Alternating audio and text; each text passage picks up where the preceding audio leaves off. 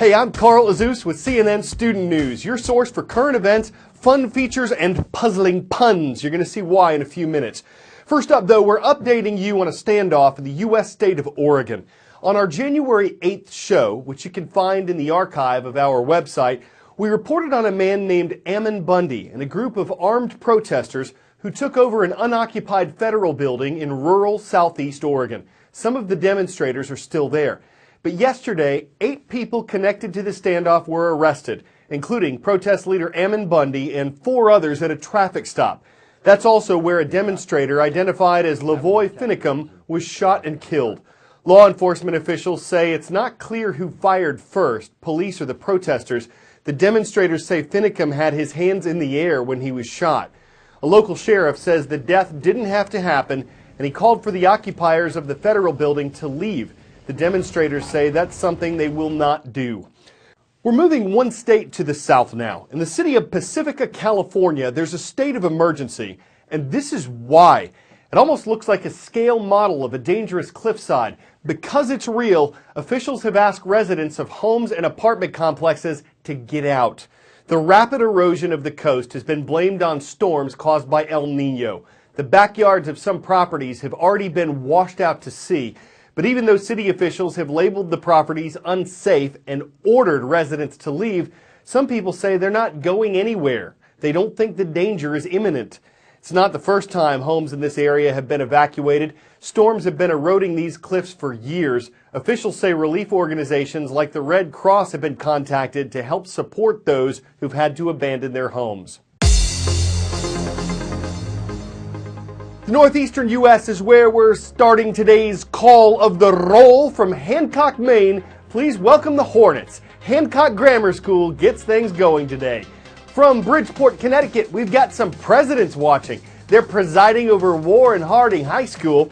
And from the capital of South Korea, that's Seoul, please welcome our viewers from Wimun High School. Great to have you watching. Ellis Island is in Upper New York Bay. It's only about 27 acres in size. For a while, it was used for landfill. In the early 1800s, it was a fort. At one point, it was a detention center for people suspected of supporting U.S. enemies. But it's most famous as the gateway to America. For millions of immigrants from the 1890s through the 1950s, Ellis Island was where they were identified, recorded, and given permission to enter the U.S. Part of that process included physical exams, and there's a lesser-known area of Ellis Island that housed the sick.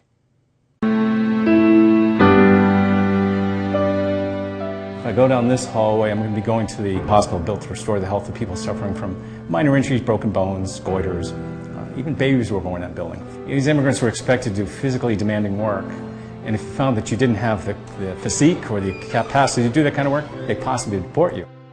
Go down this hallway, though, you're going to go to the contagious and infectious disease hospital. We're talking about diphtheria, scarlet fever, measles, whooping cough, tuberculosis, trachoma. Hopefully I survive it, then I can return to the immigration process. You're going to see some barbaric treatments that would be the medical treatments of the day.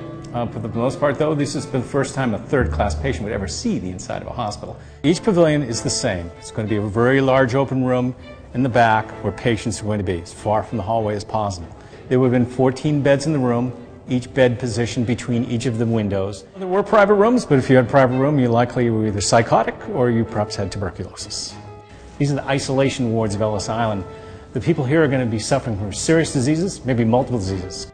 So one of the cruel ironies of this room is the better view you have of the statue, the least likely you're going to survive your disease or get into the United States. This is the autopsy amphitheater. There's going to be a darkened room. The surgical lamp's going to illuminate the autopsy space. You're not going to find too many people dying of malaria in the City Hospital in New York. Doctors want to come out to see an autopsy being performed on that immigrant. If you worked here at Ellis Island, you likely lived here. This is the staff house. Very important medical officers lived here with their families. Feet away from people dying of diphtheria. Children are going to be playing in here, enjoying Christmas. 40% of all Americans can trace an immigrant who came through Ellis Island. So these stories need to be told, but it requires guides and volunteers to actually mine these stories and then share with the people as they come here to visit Ellis Island. Okay, just as an athlete dreams of pro sports or an actor dreams of the big screen, many of those who are in band or in a band have dreams of success in the music industry. And you probably know enough about it to expect it's a pay your dues profession. You have to earn your success.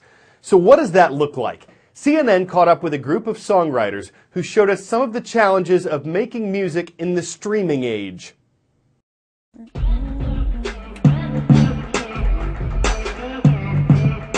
Let's just capture a vibe. What are you feeling? It's lunchtime at the Manhattan studios of songwriter-producer team The 11. 1:04 p.m. And they're starting on a brand new song. Brothers James and Matt Morales and their partner Dave Rodriguez are collaborating today with singer-songwriter Jeanette Claudette. It's like that, like you were like. They start with a chord progression. It's got that like New York radio Latin like.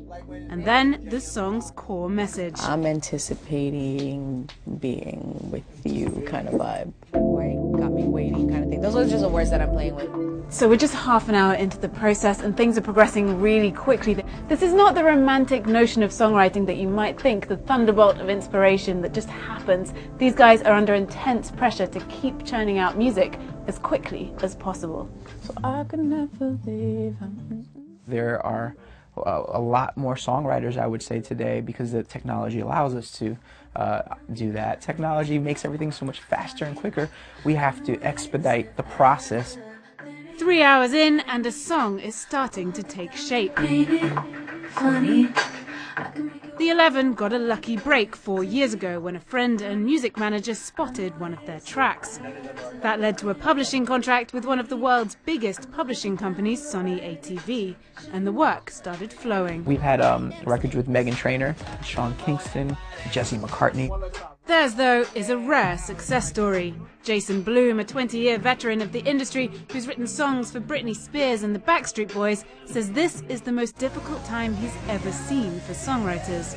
I personally have had a situation where more than 1 million airings on YouTube earned me $30. Streaming has not caught up in terms of the payments, and it's almost impossible for songwriters to earn a living. So what do songwriters do? We have to write amazing songs. Good is not good enough anymore. I don't wanna bother waiting. It's a message keenly felt by this group, even with the extra money they earn from producing their own music. Now, if you write a hit record and you have 5% of a smash multi-platinum selling record, 5% may not sound like a lot, but the music business is a business of nickels and dimes. And if you make enough nickels and dimes, you can make a lot of money. Believe me, baby, if you want to be successful. After 5 hours of work, they have the skeleton of a new record. Is it gonna be a hit? We hope so. I mean, it's hard to say. We don't get to make that call. The laughter is nervous. In an industry where profits are spread ever thinner, that next big hit means everything. Oh, I don't want to wait another minute. Claire Sebastian, CNN, New York.